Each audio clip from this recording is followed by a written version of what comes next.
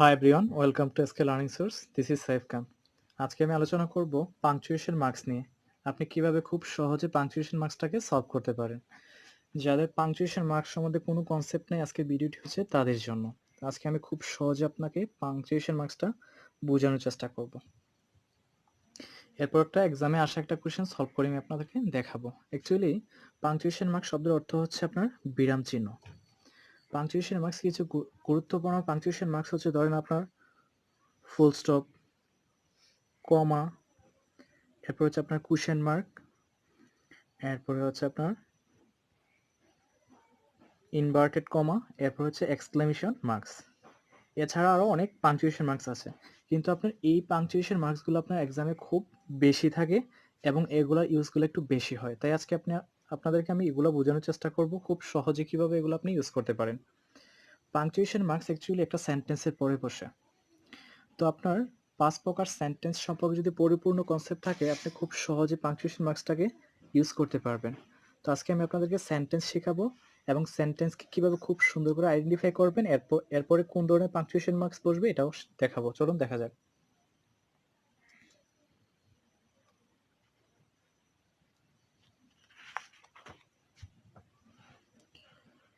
দেখুন, assertive sentence.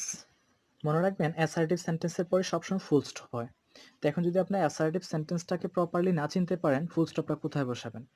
মনে রাখবেন, অ্যাসার্টিভ সেন্টেন্সটা চেনার সহজ উপায় হচ্ছে, যে সেন্টেন্সটার প্রথমে সাবজেক্ট প্লাস ভার্ব থাকবে সেটাই হচ্ছে অ্যাসার্টিভ সেন্টেন্স। যে সেন্টেন্সের প্রথমে সাবজেক্ট প্লাস ভার্ব থাকবে সেটাই অ্যাসার্টিভ সেন্টেন্স। এছাড়াও অ্যাসার্টিভ সেন্টেন্স চেনা যায় যদি কোনো সেন্টেন্সের প্রথমে নাউন অথবা প্রনাউন থাকে, সেটাই হচ্ছে অ্যাসার্টিভ সেন্টেন্স। যদি কোনো সেন্টেন্সের প্রথমে সাবজেক্ট প্লাস ভার্ব থাকে সেটা অ্যাসার্টিভ সেন্টেন্স। এছাড়াও যদি নাউন অথবা প্রনাউন থাকে সেন্টেন্সটার প্রথমে, সেটা হচ্ছে অ্যাসার্টিভ সেন্টেন্স। নাউন বলতে যে কোনো জিনিসের নামকেই বোঝায়। আর প্রনাউনগুলো হচ্ছে কিছু সাবজেক্টিভ প্রনাউন, যেমন I, he, she, they, their, we, you, it. এই প্রনাউনগুলো যদি কোনো সেন্টেন্সের প্রথমে থাকে সেটা অ্যাসার্টিভ সেন্টেন্স। দেখুন, এখানে আছে we should go to bed early at night. তো এই সেন্টেন্সটার প্রথমে কি আছে? উই আছে। তো আমরা জানি যদি কোনো সেন্টেন্সের প্রথমে প্রনাউন থাকে সেটা অ্যাসার্টিভ সেন্টেন্স। তো উই হচ্ছে একটা প্রনাউন, তো এটা হচ্ছে অ্যাসার্টিভ সেন্টেন্স। এছাড়াও দেখুন, আমি বলছিলাম সাবজেক্ট প্লাস ভার্ব যদি একসাথে থাকে সেটা অ্যাসার্টিভ সেন্টেন্স হবে। এখানে আছে উই আছে সাবজেক্ট, শুড হচ্ছে ভার্ব, এটাও অ্যাসার্টিভ সেন্টেন্স। তো এটা শেষে হবে আপনার ফুল স্টপ। তো এইভাবে আপনি পাংচুয়েশন মার্কসটা খুব সহজেই ফুল স্টপ ব্যবহারটা করতে পারেন। এরপর দেখুন, Dhaka is the capital of. তো এখানে আমি বলছিলাম নাউন অথবা প্রনাউন যদি থাকে একটা সেন্টেন্সের প্রথমে, সেটাই হচ্ছে আপনার অ্যাসার্টিভ সেন্টেন্স। তো নাউন হচ্ছে ঢাকা, দেখুন ঢাকা একটা নাউন। এছাড়াও দেখা যায় সাবজেক্ট প্লাস ভার্ব একসাথে থাকলে সেটা অ্যাসার্টিভ সেন্টেন্স। তো ঢাকাটা হচ্ছে আপনার সাবজেক্ট আর ইজটা হচ্ছে ভার্ব। তো সাবজেক্ট প্লাস ভার্ব একসাথে আছে, এটা হচ্ছে অ্যাসার্টিভ সেন্টেন্স। তার মানে এরপরে হবে আপনার ফুল স্টপ। অ্যাসার্টিভ সেন্টেন্সের পরে সবসময় ফুল স্টপ হয়। এরপর দেখুন, I have been starving for 2 days। তো এখানে আছে আই, আমরা জানি আই হচ্ছে একটা প্রনাউন, এটা থাকলে অ্যাসার্টিভ সেন্টেন্স। এছাড়াও আই হচ্ছে সাবজেক্ট, হ্যাভ হচ্ছে ভার্ব। সাবজেক্ট প্লাস ভার্ব যদি একসাথে থাকে সেটা অ্যাসার্টিভ, আর এর শেষে হবে আপনার ফুল স্টপ। আশা করি এই ব্যাপারটা বুঝতে পেরেছেন। এরপরে দেখুন ইন্টারোগেটিভ সেন্টেন্স।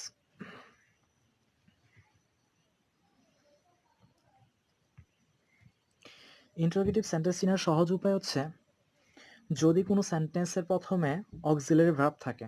অক্সিলারি ভার্বগুলো কি কি? অক্সিলারি ভার্ব হচ্ছে আপনার am, is, are, was, were, have, has, had, can, could, shall, should, will, would, may, might, এগুলো হচ্ছে আপনার অক্সিলারি ভার্ব। অথবা ডো, ডিড, ডাসও থাকতে পারে, হ্যাভ, হ্যাজ, হ্যাড, এগুলো থাকতে পারে। তো এই ওয়ার্ডগুলো যদি কোনো সেন্টেন্সের প্রথমে থাকে, এই অক্সিলারি ভার্ব, তখন মনে করবেন এটা হচ্ছে আপনার ইন্টারোগেটিভ সেন্টেন্স। আর ইন্টারোগেটিভ সেন্টেন্সের শেষে সবসময় একটা কোয়েশ্চেন মার্কস হয়। আর অক্সিলারি ভার্ব ছাড়াও ইন্টারোগেটিভ সেন্টেন্সের প্রথমে ডব্লিউএস কোয়েশ্চেন থাকতে পারে। ডব্লিউএস কোশ্চেন যদি থাকে সেটাও হচ্ছে আপনার ইন্টারোগেটিভ সেন্টেন্স। এখন প্রশ্ন হচ্ছে ডব্লিউএস কোশ্চেনগুলো কি? যার প্রথমে ডব্লিউএস আছে সেটাই ডব্লিউএস কোশ্চেন। যেমন ধরুন, হোয়াট হতে পারে, হো হতে পারে, হয়ার হতে পারে। তো এগুলোর প্রত্যেকটার প্রথমে ডব্লিউএস আছে, দ্যাট মিনস এটা হচ্ছে আপনার ডব্লিউএস কোশ্চেন। আর এগুলো কোনো সেন্টেন্সের প্রথমে থাকলে সেটা হচ্ছে ইন্টারোগেটিভ সেন্টেন্স। তো এখন দেখুন, ক্যান একটা কি? Auxiliary verb. তো যদি অক্সিলারি ভার্ব কোনো সেন্টেন্সের প্রথমে থাকে সেটা ইন্টারোগেটিভ সেন্টেন্স। আর ইন্টারোগেটিভ সেন্টেন্সের শেষে হয় আপনার কোশ্চেন মার্কস। এরপর দেখুন, why did not you attend classes regularly. তো এই সেন্টেন্সের প্রথমে হচ্ছে হোয়াই, সরি।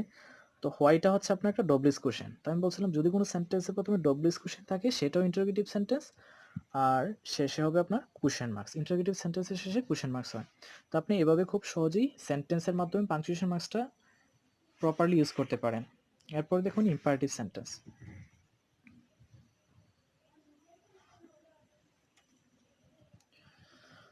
মনে রাখবেন ইম্পারেটিভ সেন্টেন্সটার শেষে সবসময় ফুল স্টপ হয়। এখন ইম্পারেটিভ সেন্টেন্স চিনতে হবে, এরপর আপনি ফুল স্টপটা ইউজ করতে পারবেন। ইম্পারেটিভ সেন্টেন্সের চিনার উপায় হচ্ছে যদি আদেশ, উপদেশ,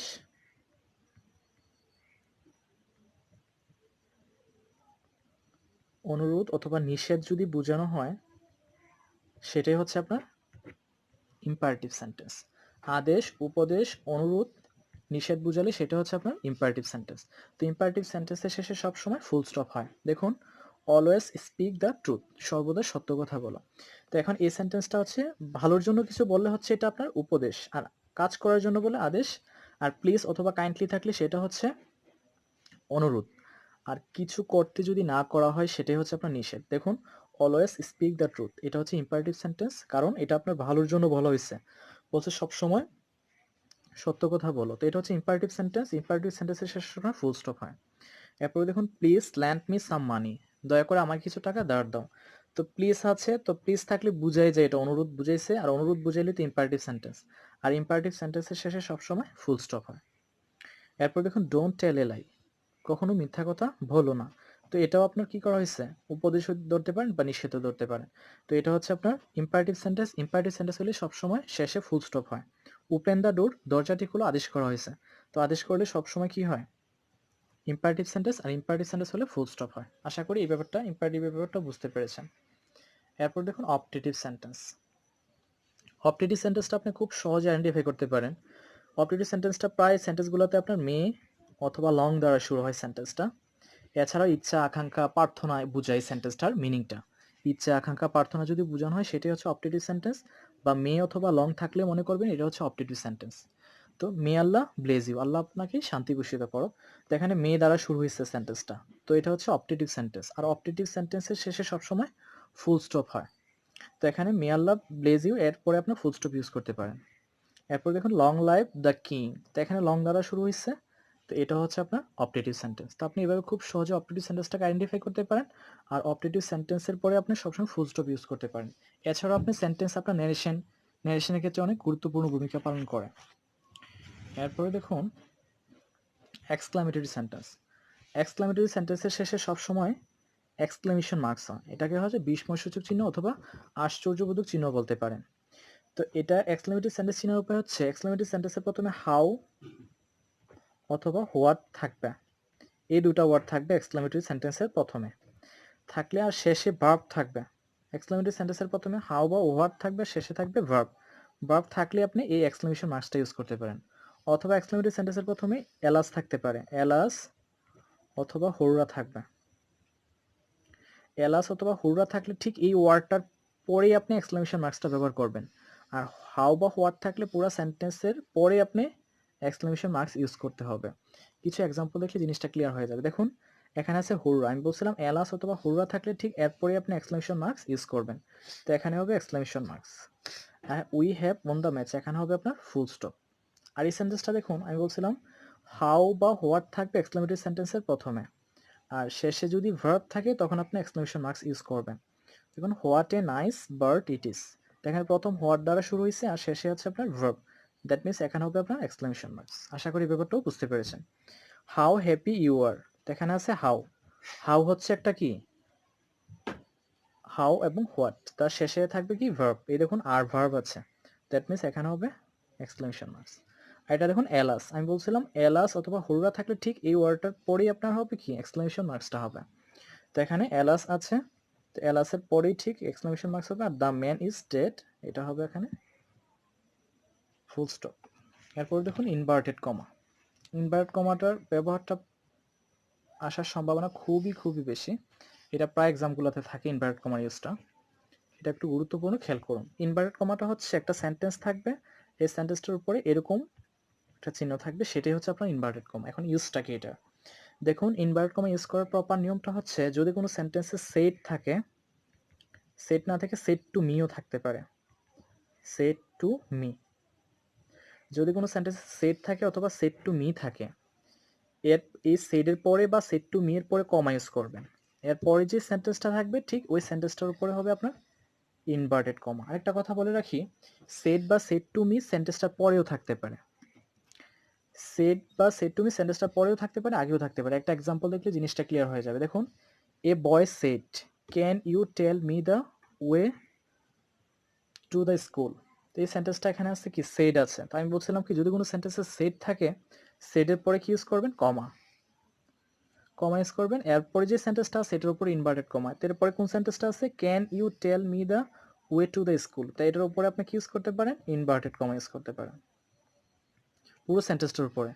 এরপরে ক্যান দ্বারা যেহেতু শুরু হয়েছে এটা একটা অক্সিলারি ভার্ব। তো যদি কোনো সেন্টেন্স অক্সিলারি ভার্ব দ্বারা শুরু হয় শেষে একটা কোয়েশ্চেন মার্কস হয়।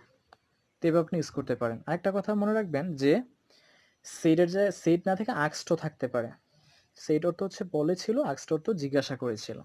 তো আক্সড থাকুক আর সেড থাকুক কোনো সমস্যা নাই।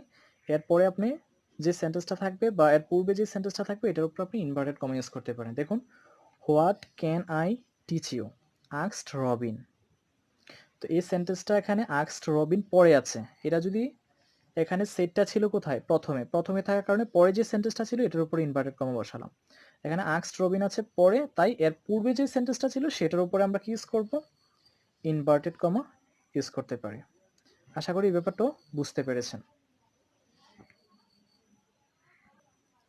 তো এটা যেহেতু ডব্লিউএস কোশ্চেন দ্বারা সেন্টেন্সটা শুরু হয়েছে, আমরা শেষে একটা কোশ্চেন মার্কস ইউজ করতে পারি, প্রশ্নবোধক চিহ্ন। এরপরে দেখুন, দ্য টিচার সেড টু সিফাত। আমি বলছিলাম সেড টু মি থাকতে পারে, মি এর জায়গায় যে কোনো পার্সন থাকতে পারে। এখানে মি অর্থ আমাকে, আর আমার জায়গায় অন্য কোনো পার্সনও থাকতে পারে। তো এখানে সেড টু আছে, সেড টুর জায়গায় মি না থেকে সিফাত যে কোনো একটা ব্যক্তির নামও থাকতে পারে। তো এরপর আমরা কি ইউজ করবো? কমা ইউজ করবো। এরপর যে সেন্টেন্সটা আছে why are you making a noise, তো এটার উপর আমরা কি ইউজ করতে পারি? একটা ইনভার্টেড কমা ইউজ করতে পারি। প্রথমে যদি ডব্লিউএস কোশ্চেন আছে, শেষে হবে আপনার কোশ্চেন মার্কস। আশা করি ব্যাপারটাও বুঝতে পেরেছেন।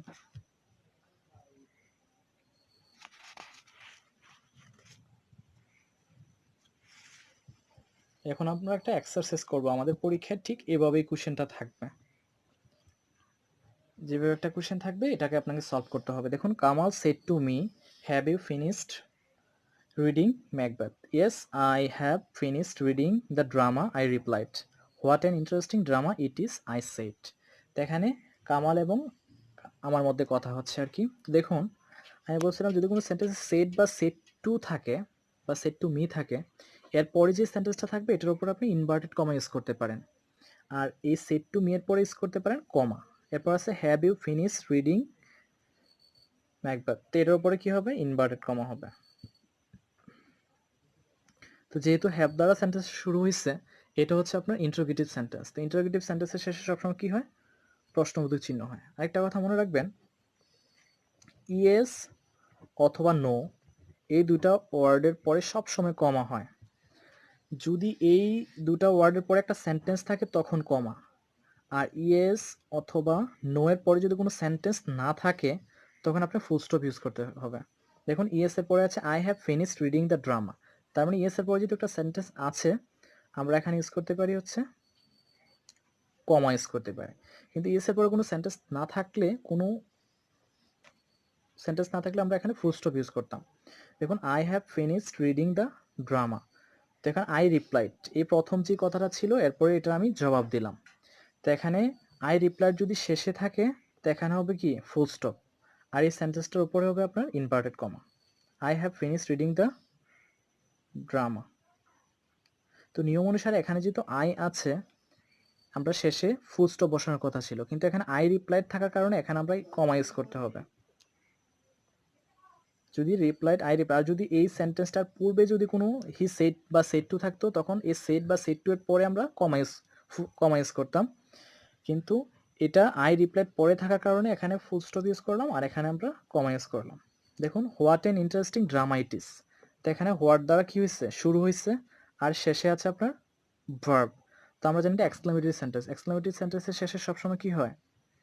এক্সক্লামেশন মার্কস হয়। আর আই সেড এটা যেহেতু শেষে আছে আমরা এখানে ফুল স্টপ ইউজ করব।